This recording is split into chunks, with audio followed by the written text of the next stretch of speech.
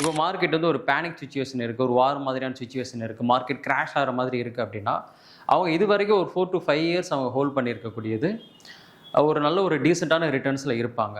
இப்போது அவங்களுடைய போர்ட்ஃபோலியோ ஒரு 5% 10% ரெடியூஸ் ஆகிற மாதிரி இருக்குது.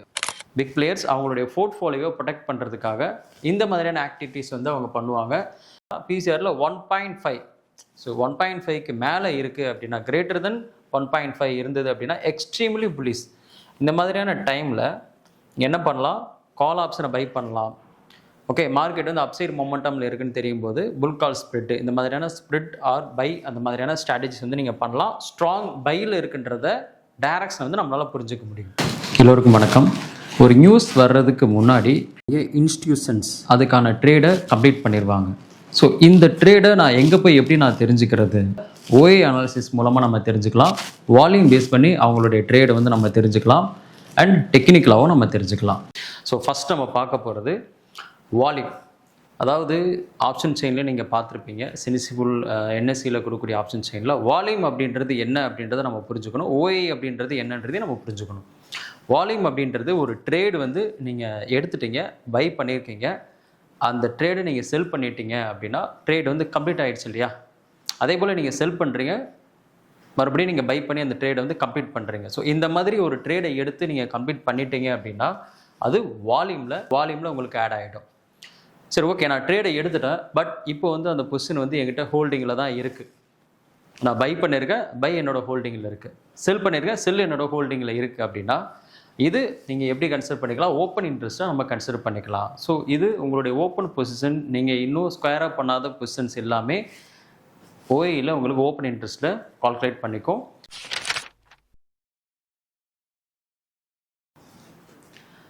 ஓகே, இப்போ நம்ம மார்க்கெட்டுடைய ரியாலிட்டிக்கு வரலாம்.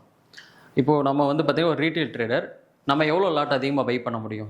மினிமம் ஒரு 5 லாட் இல்லை 10 லாட், ஒரு 50 100 அவ்வளோதான் நம்மளால் பண்ண முடியும். பட் ஆயிரக்கணக்கான கோடி ரூபாய் அளவுக்கு, ஒரு 100 கோடி ரூபாய் அளவுக்கு, 200 கோடி ரூபாய் அளவுக்கு ஸ்டாக்ஸ் வாங்கி ஹோல்ட் பண்ணியிருக்கக்கூடிய இன்வெஸ்டர்ஸ் இப்போ மார்க்கெட் வந்து ஒரு மார்க்கெட் ஃபால் ஆனாலும், அவங்க வாங்கியிருக்கக்கூடிய ஸ்டாக்னுடைய வேல்யூ குறைஞ்சாலும் அதுக்கு ஈக்குவலாக இவங்க ஆப்ஷன்ஸில் என்ன பண்ணிடுவாங்க, உங்களுக்கு கால்னுடைய ரேட்டு குறையும் போது செல் பண்ணியிருக்காங்க, ப்ராஃபிட் வந்து கிடைக்கிறதுக்கு வாய்ப்பு இருக்குது. இந்த மாதிரி ஒரு ரெண்டல் இன்கம் மாதிரி, ஒரு மார்க்கெட் கிராஷ் ஆனாலோ ஃபால் ஆனாலோ அவங்க ஆப்ஷன்ஸில் ப்ரீமியம் வந்து கலெக்ட் பண்ணி அதை ப்ராஃபிட்டாக கன்வெர்ட் பண்ணிப்பாங்க. ஸோ இந்த மாதிரி பிக் பிளேயர்ஸ் எடுத்துக்கிட்டிங்க அப்படின்னா அவங்களுடைய போர்ட்ஃபோலியோ ப்ரொடெக்ட் பண்ணுறதுக்காக பிக் பிளேயர்ஸ் அவங்களுடைய போர்ட்ஃபோலியோ ப்ரொடெக்ட் பண்ணுறதுக்காக இந்த மாதிரியான ஆக்டிவிட்டீஸ் வந்து அவங்க பண்ணுவாங்க. அளவுக்கு ரிட்டர்ன்ஸ் வர்றதுக்கு ப்ரீமியம் கலெக்ட் பண்ணக்கூடிய அந்த ஸ்ட்ராட்டஜிஸ் வந்து பயன்படுத்துவாங்க. ப்ரொடெக்டிவ் புட் வந்து பயன்படுத்துவாங்க. Okay, and collar strategies everyday நம்ம ட்ரேட் பண்ணும்போது நம்மளும் மார்க்கெட்டுடைய அடுத்த சப்போர்ட் என்ன, ரெசிஸ்டன்ஸ் என்ன, ஸோ பெரிய பிக் பிளேயர்ஸ் வந்து என்ன நினைக்கிறாங்கன்றதை தெரிஞ்சுக்கணும் இல்லையா? ஸோ அதுக்கு நம்மளும் ஓஏ அண்ட் வால்யூம் இதெல்லாம் நம்ம செக் பண்ணணும். ஃபஸ்ட் நம்ம பார்க்க போகிறது ஓப்பன் இன்ட்ரெஸ்ட் வந்து நம்ம பார்க்கலாம். அதை வச்சு எப்படி சப்போர்ட் ரெசிஸ்டன்ஸ் வந்து எப்படி தெரிஞ்சுக்கிறதுன்றதை நம்ம பார்க்கலாம். இப்போ மார்க்கெட்டில் கால் ஓஏ அதிகமாக இருக்குது, கால் ஆப்ஷனை அதிகப்படியாக செல் பண்ணுறாங்க அப்படின்னா மார்க்கெட் வந்து டவுன் சைடு போகிறதுக்கான வாய்ப்புகள் வந்து இருக்குது. அப்படி உங்களுக்கு ஃபால் ஆகும்போது மேஜராக எந்த இடத்துல காலை வந்து அதிகமாக செல் பண்ணியிருக்காங்க அப்படின்றத பார்க்கணும். அப்படி செல் பண்ணியிருக்காங்க அப்படின்னா அதுதான் நம்மளுக்கு ரெசிஸ்டன்ஸ். இன்றைக்கி மார்க்கெட் நீங்கள் ட்ரேட் எடுத்துக்கிட்டிங்கன்னா எந்த ஸ்ட்ரைக்கில் ஓஏ எந்த இடத்துல அதிகமாக செல் பண்ணியிருக்காங்களோ அந்த ஸ்ட்ரைக் வந்து நம்ம என்ன எடுத்துக்கலாம், ரெசிஸ்டன்ஸாக எடுத்துக்கலாம்.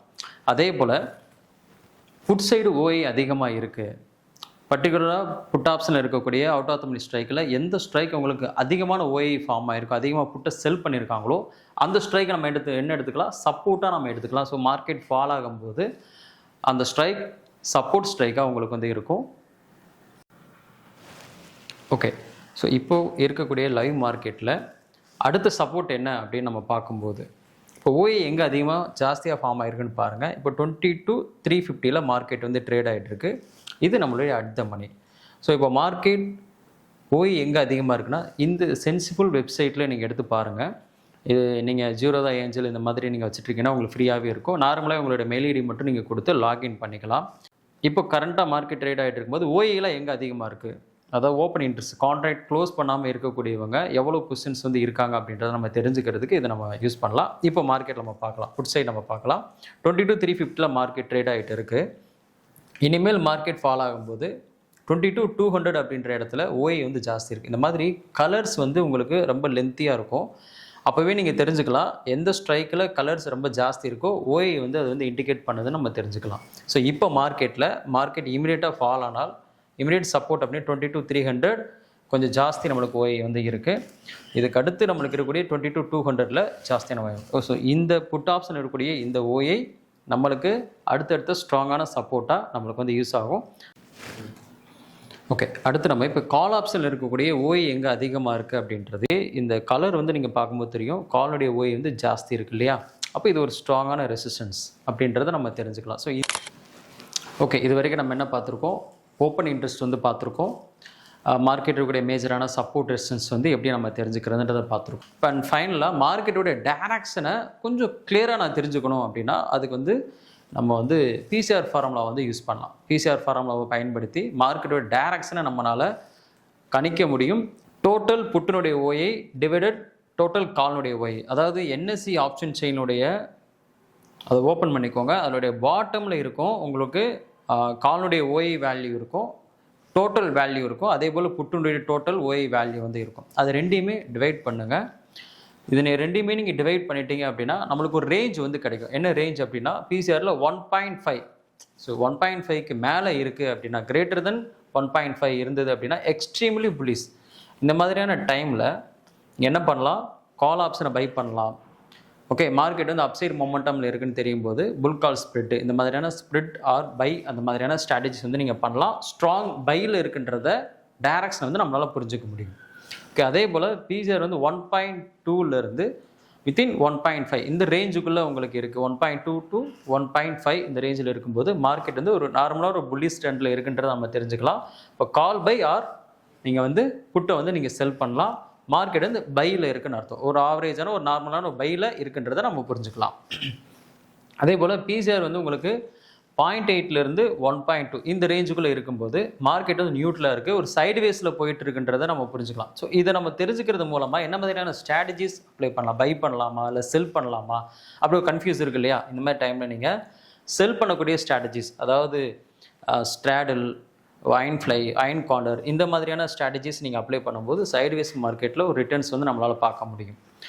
அண்ட் ஃபோர்த்து நம்ம பார்க்குறது ரேஞ்ச் 0.5லேருந்து 0.8 இந்த ரேஞ்சுக்குள்ளே மார்க்கெட் இருக்குது அப்படின்னா பிசிஆர் உங்களுக்கு இருக்குது, அந்த வேல்யூ வந்து இருக்குன்னும் போது மார்க்கெட் வந்து வேரியஸ் ட்ரெண்டில் இருக்குன்றது நம்ம புரிஞ்சுக்கலாம்.